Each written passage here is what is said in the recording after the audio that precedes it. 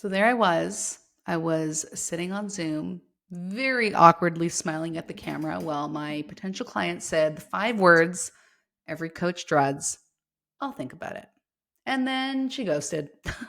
No follow up, no, hey, I'm going to go a different direction. It's not the right fit. Don't have the money, just tumbleweeds. And I remember closing my laptop and thinking, what the hell just happened? She seemed super excited.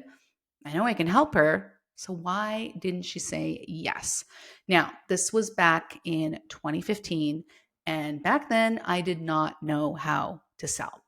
Uh, Not in a sleazy, convince you at all costs way, but in a clear, confident, and grounded way, in a way that just really helps someone come to a clear decision. Now, since then, I've had hundreds of sales conversations. I've been ghosted. I've been rejected. I've fucked up through pricing questions. I've gotten nervous. And I've also learned exactly what makes sales feel better and more effective, and then what completely derails them. So, in this episode, I want to give you 5 very simple tools to help you instantly improve your sales skills. Because, I know we just have like 20 or 30 minutes for this podcast. So, I can't give you an entire sales masterclass, but I want to give you some very simple shifts. Now, number one, I feel like I start every episode. If I ever do like 5 steps or 3 tips, I always start number one with the same thing. So if you're an OG, you know what I'm going to say, but you got to niche down, right? Sales will get more effective and it will feel easier when you have a profitable niche, right?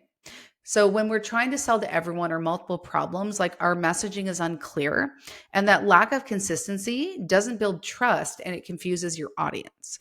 Now, we are dealing with a very competitive and saturated online space. And if you don't want to compete with millions of other practitioners and coaches, then you can actually reduce competition by niching down and being more specific about who you help, so that that person feels like you're speaking to them directly, right? We do not want to be broad online. We want to be specific. Okay. So something that would be very generic would be, helping women with their health problems, helping women with their health, helping women with their symptoms, helping women find the root cause with their mystery symptoms, that sort of thing. But what would be specific would be, I help postpartum moms with anxiety so they can sleep again and enjoy motherhood, right? It's very specific. So, like the human's very specific. There's a very common identity. Women who are postpartum, especially early postpartum, like we're talking about the first 3 months, they are living a very specific experience. And if you have never been in that phase, you don't know what it's like. You have no fucking idea. I had no fucking idea what that was going to be like before I became a mom, right? It's a very specific experience where your entire day is taken up by changing diapers, feeding, and napping. And that's it. And you have very little time for yourself, right? It's a very overwhelming time and it's a very tired time, right? And if you are someone who's never been a postpartum mom, then you have no idea what that is. But there's certain things that I could say or talk about, as a postpartum mom, where other postpartum moms are like, oh yeah, I remember that. Whereas non-postpartum moms are like, I don't even know what you're talking about, right? So we want to define the person, but then we need to define the very painful problem. And profitable problems are problems that are chronic and severe. Chronic and severe. Chronic meaning that they're happening regularly. Like we don't want to help people with a problem that happens like once every 6 months, right? For the most part, unless it's something like cancer, then that's a bit different. But if they get a zit, sometimes every now and then, like they're not going to be very motivated to solve that. But if they have consistent cystic acne, like it happens chronically, it's every day, it's all the time, that makes a problem profitable because that is something where someone will actually pay to get someone to help them solve it, right? Severe just means that it greatly interferes with their life, right? So an example would be a tension headache versus a migraine. Tension headache, I can take a Tylenol, I can take ibuprofen, it's going to go away. But you can't do that for a migraine because a migraine is severe. So if you have both those things, and then on top of that, the person has awareness around them, they know they have the problem. It's not some root cause problem like inflammation or blood sugar imbalance or leaky gut or adrenal fatigue. Like it's actually a problem that they can quantify, right? Because they're not going to say, well, I have more leaky gut today and less yesterday versus I have more anxiety today and less yesterday. They have awareness around it and they can quantify it. That is what makes a problem profitable, right? So the formula is I help specific human with specific problem so they can get specific result.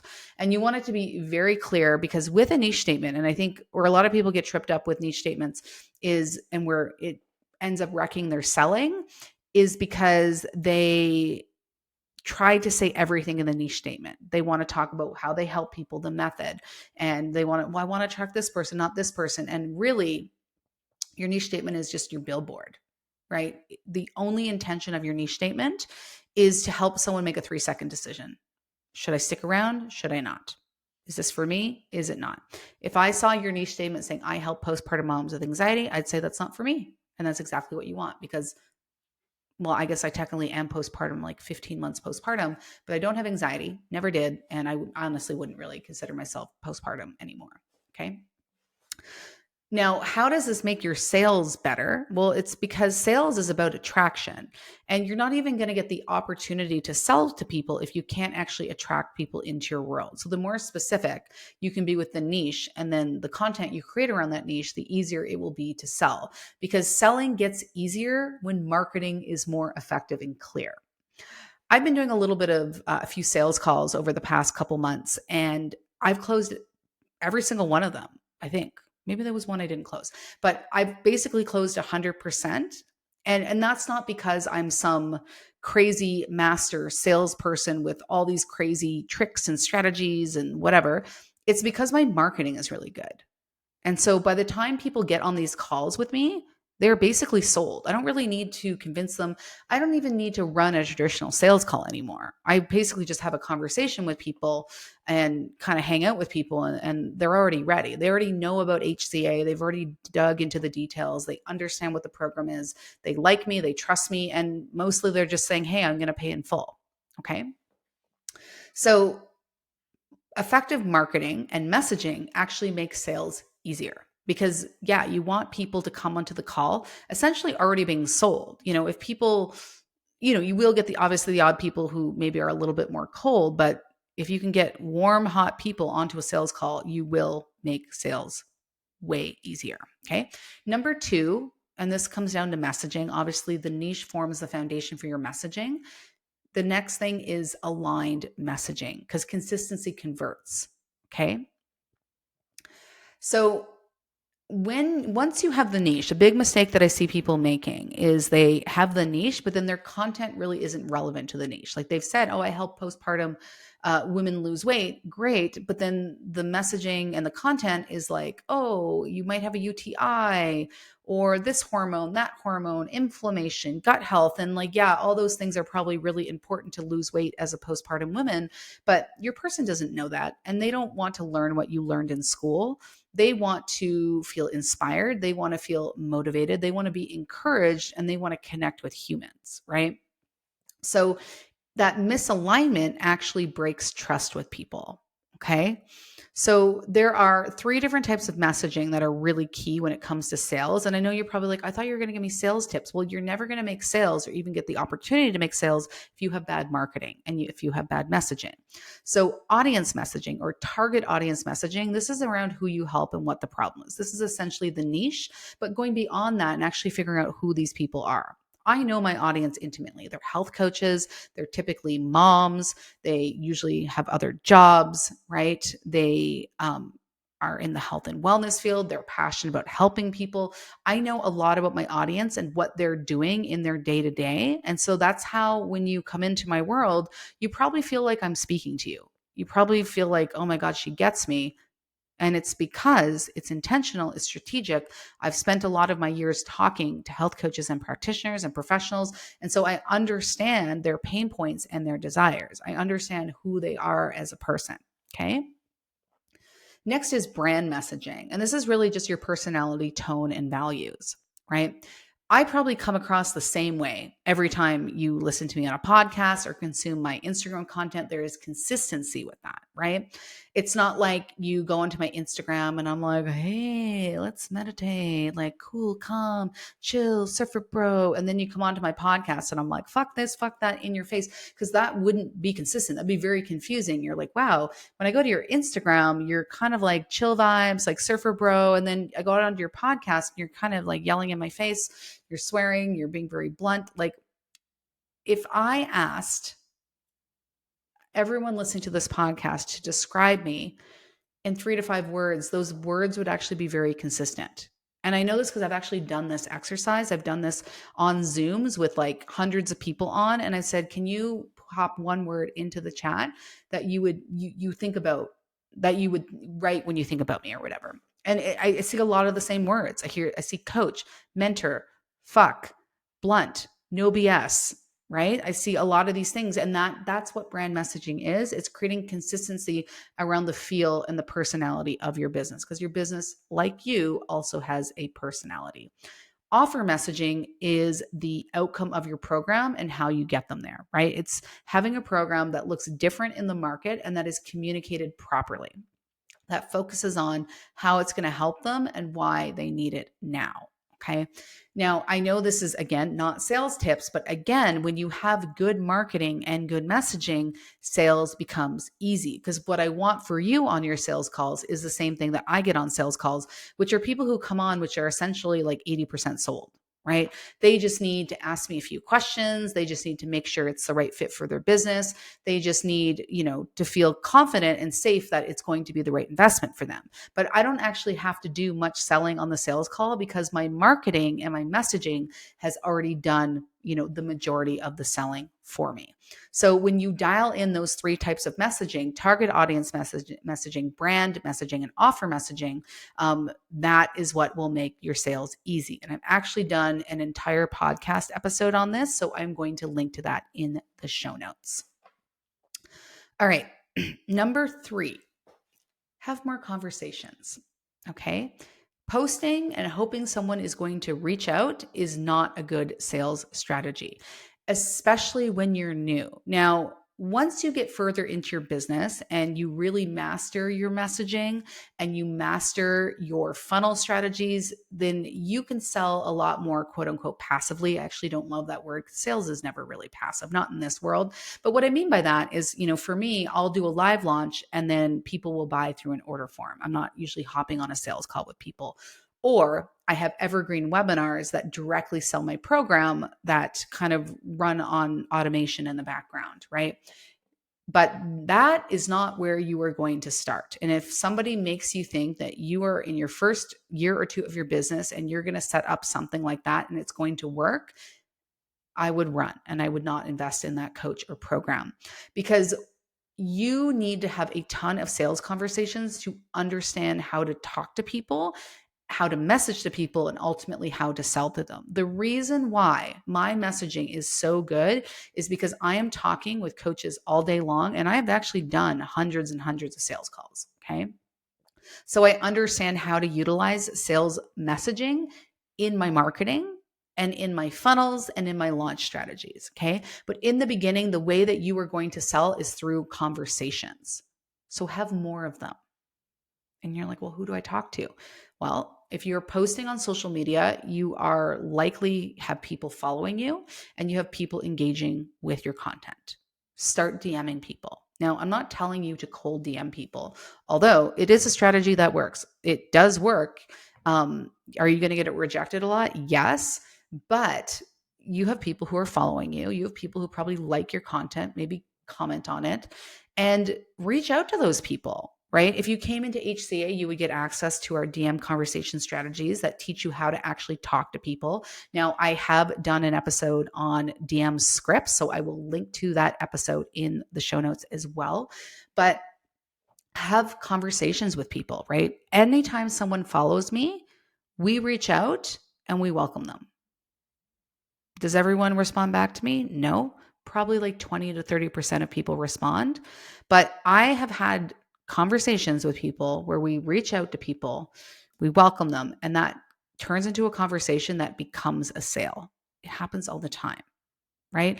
DMs are actually a great place to sell. Now, cold DMs, again, they do work. I just mean reaching out to people who are not already engaging with your content. It does work. It doesn't work as well as it used to. People, have their guard up in the DMs, but it will work if you do it enough. And what will work even better is if you engage with the people who are already in your world. And you're like, well, I only have 400 followers. Well, I would send 400 DMs. I would reach out to every single one of those people who looks ideal. So it might not be all 400. I would send them a DM and see how you can help them, right? Start conversations, because it is a numbers game. You're probably only going to convert 1% to 2%. But, if you do that over a month, over a couple months, like this will lead to clients. Sales is about conversation. So book more sales calls, have more DM conversations, engage with people more, right? You can jump on your stories. You can ask people questions. You can ask people to respond to your emails, right? Ask people questions, start conversations, set a goal maybe to have 5 to 10 conversations again. Just chat with people. The intention is not to be their bestie. Your intention is to show up and serve. Okay. And a lot of people don't want to do this, right? A lot of people don't want to do this. They want to just post and have people come to them. But when you're new, people don't know you. And what is going to build trust and move people along the client journey to actually being interested in working with you is human to human interaction. Okay. Now, is it legwork? Yes. Do you need to do it forever? No. But when I started my business, I was having an insane amount of DM conversations. I was starting 30 to 40 conversations a day, sometimes as much as 100, in Facebook groups, on Instagram, everywhere. Anywhere someone would talk to me, I would talk to them. And this was the biggest way that I built my business. Now, I still make a lot of sales in the DMs. It's just not my primary strategy anymore, because I have actually gained the tools and the skills to be able to have very good strategy and very good messaging that I can actually sell through my emails and content and things like webinars, without me actually having to, do the manual labor of only doing DMs. But I didn't start there. If you want clients, have more conversations, okay? The fourth tip I want to give you is to ask more questions and listen more. So a lot of times when people get in a conversation in a DM or sales calls, they do a lot of talking. And there's actually been research on this. The most successful sales agents talk, I believe it is 47% of the time, with the prospect speaking 53% of the time. I might be skewing those numbers a little bit, but it's in the 40s. So you want to talk less and listen more, okay? When you talk too much, you overwhelm the person. You make it seem like you're trying to prove something.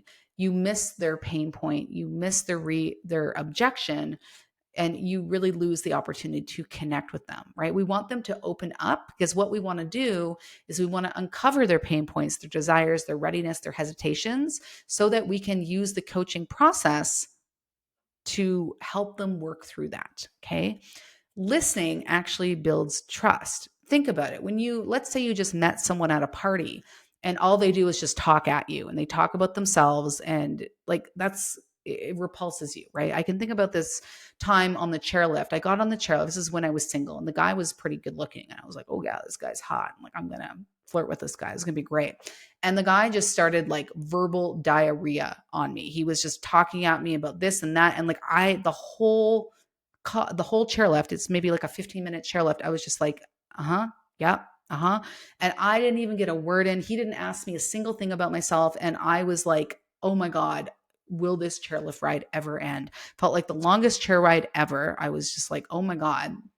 And, I was just like, as soon as I got to the top, I was like, see you later. And I was like, oh my God, I am never getting on that chairlift with that guy again. And I've seen him since, and I avoid him, because nobody wants to be in conversation with someone who just does all the talking, right? And that's a lot of times what we do on sales calls or even in the DMs, is we just talk at people because we feel like we need to prove ourselves. We feel like we need to show people how smart we are. But somebody already thinks you're smart if they've jumped on a call with you. If they've taken time out of their very busy schedule to chat with you, they already think you're smart. And that's not what you need to be doing. You need to be listening to them and then eventually showing them how you can help them. But you want to listen more and talk less. Okay, just think about it in normal conversation. Okay, so you can ask things like, what have you already tried? Like, what do you think is holding you back? Why don't you think you've solved this on your own?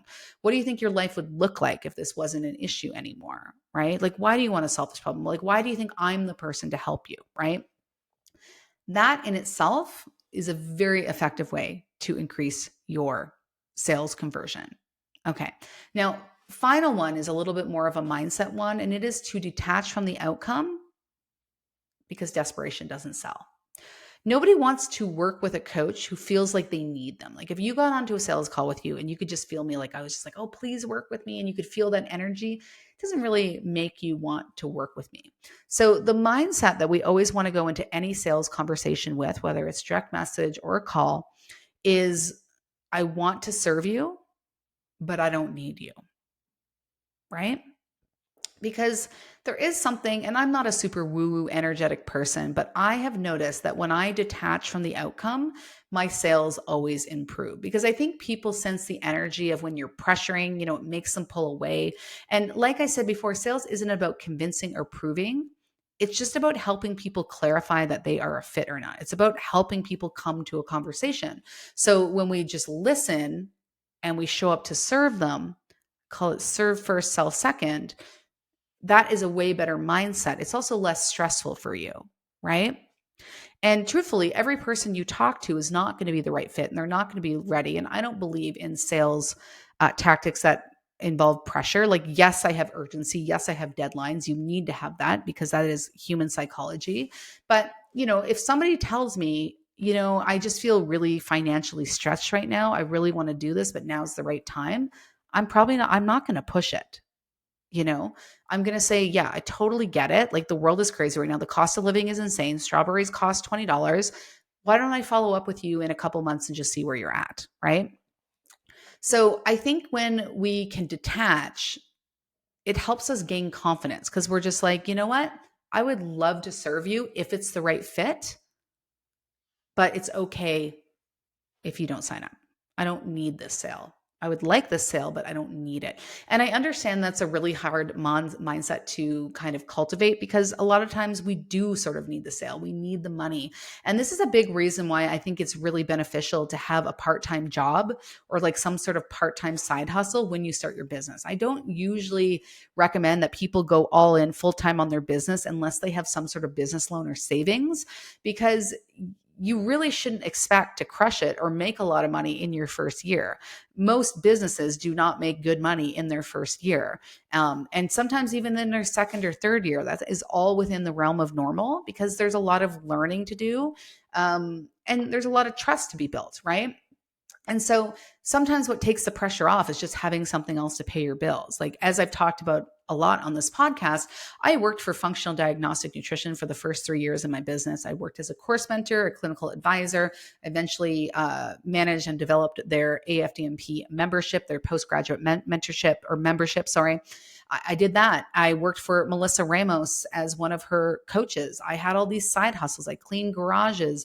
I had a meat hustle at some point where I would buy a cow from a farmer, get it butchered, and then sell little $100 boxes to people with delivery. And so I'd drive around town and give people meat, stuff like that, right? Like I did all kinds of things. I trimmed weed. I've talked about that. I worked in the marijuana industry. I did all kinds of things just to pay my bills. And my bills were always paid.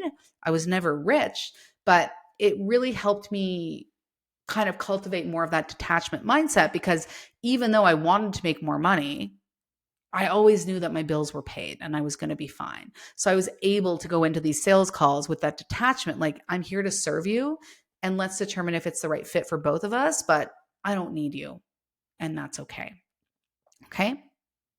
All right, so let's wrap this up. Your 5 sales shifts are you got to get specific with your niche, right? And then you have to align your messaging across the board. It has to be consistent because when you have a niche and really good messaging and marketing, sales will become easy because the people are going to be way more sold. You're not going to be starting from zero. They're going to be 40, 50, maybe even as high as 90% or even almost 100% sold. Okay. More conversations. You want more sales, have more conversations. If you're not talking to people, you're probably not going to be selling to people, right? Ask questions, listen more. Talk less, listen more. This is one of the top sales tips I can give you. And finally, detachment. Detach from the outcome and just focus on the connection and serving the people you're talking to. All right, my friend, I hope you enjoyed this episode of the Wealthy Coach podcast. I will see you next Monday, same time, same place, where I help you become wealthy AF.